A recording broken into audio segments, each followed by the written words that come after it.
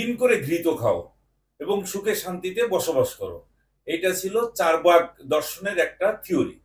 তো সেইটা এই এই ধরনের ঋণ করে ঘৃত খেয়ে একটা জীবন হয়তো সুন্দরভাবে চালিয়ে নেওয়া যেতে পারে, কিন্তু এই ঋণটা পরিশোধ করবে কে?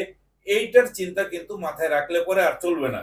ঠিক এইরকম একটা ঘটনা বর্তমান যে আমাদের বিনা ভোটে নির্বাচিত সরকার আছেন, তিনি কিন্তু ভালোভাবে মাথার মধ্যে এটা ঢুকে রেখেছেন যে যত পারো ঋণ নাও, দেশের উন্নয়ন করার নামে যা পারো লুটপাট করো, কিন্তু কে পরিশোধ করবে এটা আর দেখার বিষয় নেই।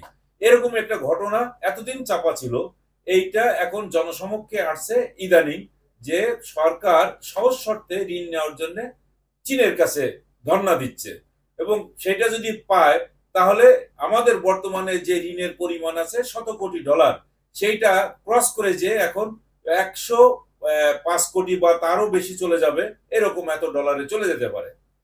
আর এই ঘটনাটা সামনে আসলো তখন যখন আইএমএফ এই সরকারকে বেশ কিছু ছাড় দিয়ে তার যে $4.7 বিলিয়ন ঋণ দেওয়ার কথা ছিল তার তৃতীয় কিস্তি তারা ছাড় দিতে চাচ্ছে। এই বিষয়টা নিয়ে এখন তাদের ম্যানেজমেন্ট পর্যায়ে এখন আলোচনা চলবে। আচ্ছা চলুক, সেটা নিয়ে আমাদের অত মাথা ব্যথা না, কিন্তু সরকার যে গোপনে চীনের কাছ থেকে এই ঋণ নিতে যাচ্ছে, সেই চীন কিন্তু কখনো এত বড় ঋণ একসঙ্গে কাউকে দেয় নাই। তারা ইতিপূর্বে সরকারকে দিয়েছে বিভিন্ন বিনিয়োগে, তারা দিয়েছে উন্নয়ন বিনিয়োগে সহযোগিতা করেছে, সেটার পরিমাণ হার্ডলি $1.1 বিলিয়ন এরকম আছে, এবং সেটা সম্পূর্ণ সাপ্লায়ার ক্রেডিটে। তারা একত্রে এত বড় কোনো ঋণ কখনো দেয় নাই। তাহলে দেখা যাচ্ছে যে এই ঋণের সঙ্গে যুক্ত হওয়ার পরে দেখা যাবে যে পুরা বাংলাদেশ জন্য একটা বাংলাদেশকেই বন্ধক রেখে দেওয়া হচ্ছে, এরকম একটা পর্যায়ে চলে আসছে। আচ্ছা আপনারা কি জানেন সরকার এই যে চীনের কাছ থেকে সহজ শর্তে $5 বিলিয়ন ঋণ নিতে যাচ্ছে, এই ব্যাপারটা সম্পর্কে কতজন জানেন? এটা একেবারে সরকার গোপন রেখে গেছে। গোপন রেখে গেছে এই কারণে, এমনি লোনের পরিমাণ এই জায়গায় চলে গেছে, $100 কোটি ছাড়িয়ে গেছে, এর সঙ্গে আরো $5 বিলিয়ন যুক্ত হতে যাচ্ছে। অর্থাৎ এখন বর্তমান বাংলাদেশের যে জিডিপি আছে, সেই জিডিপির 40% এখন কিন্তু বৈদেশিক ঋণ সুই সুই করছে। এটা হচ্ছে একটা দেশের জন্য অশনি সংকেত, একটা অর্থনীতির জন্য অশনি সংকেত। পৃথিবীর কোনো দেশ কোনো অবস্থাতেই 40% কেন 30% তারা ঋণ গ্রহণ করে না, কিন্তু বাংলাদেশ সরকার এই কাজটা করতে যাচ্ছে।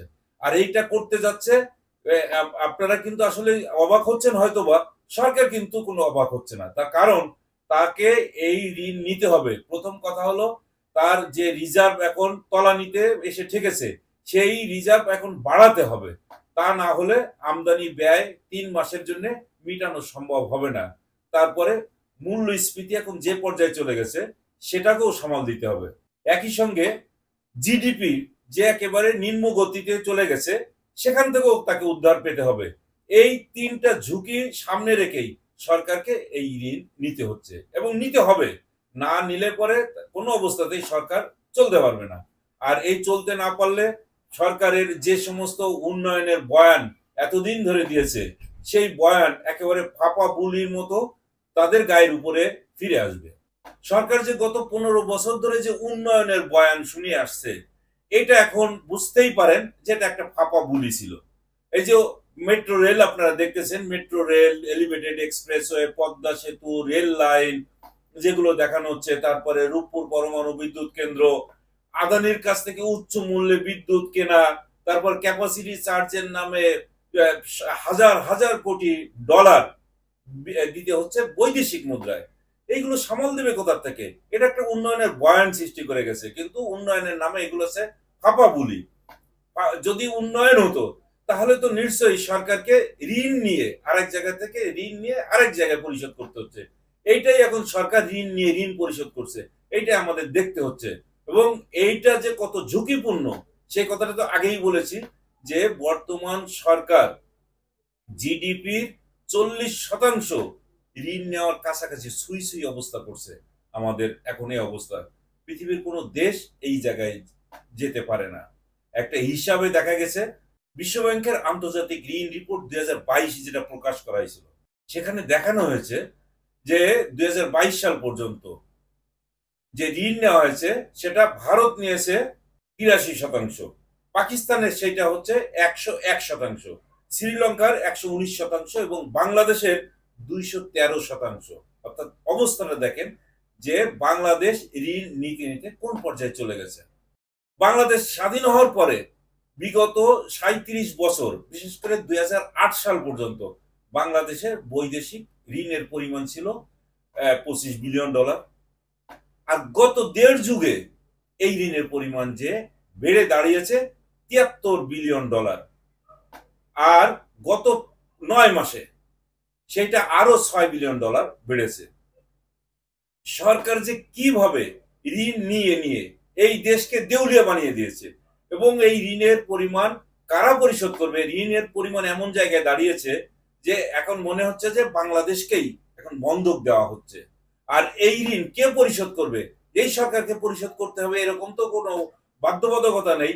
পরবর্তী জেনারেশন এই ঋণকে পরিশোধ করতে হবে এবং এটা একটা এই আমাদের একটা জেনারেশনের উপরে এই ঋণের বোঝা চাপিয়ে দিয়ে যাওয়া হচ্ছে।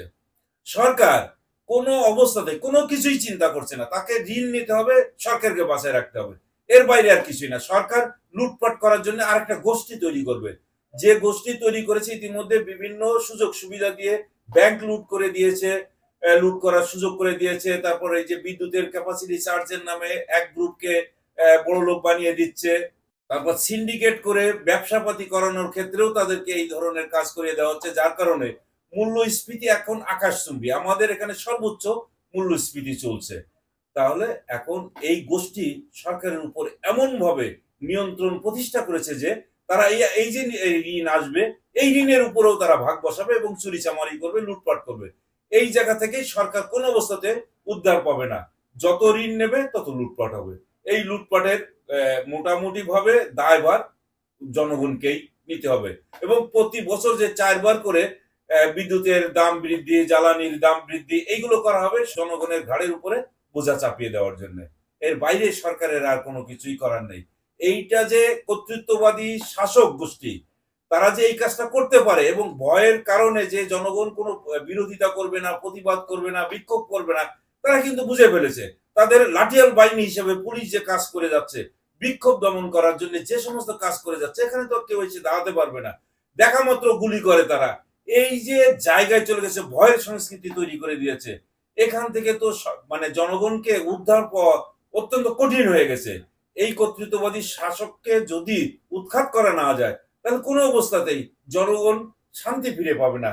তারা যে এখন ক্রয় ক্ষমতার বাইরে চলে গেছে সমস্ত পণ্য সামগ্রী, এই জায়গা থেকেও তারা কোনো উদ্ধার পাচ্ছে না। এখন তাদের আয়ের সঙ্গে ব্যয়ের কোনো সঙ্গতিও তারা খুঁজে পাচ্ছে না। একটা শ্রেণী এখন পড়ে পড়ে মার খাচ্ছে, তারা এখন শান্তিতে থাকতে পারছে না। এই কর্তৃত্ববাদী শাসকের দাবানল থেকে, তাদের যে অত্যাচার, নিপীড়ন, নির্যাতনের হাত থেকে তারা কিন্তু রক্ষা পাচ্ছে না।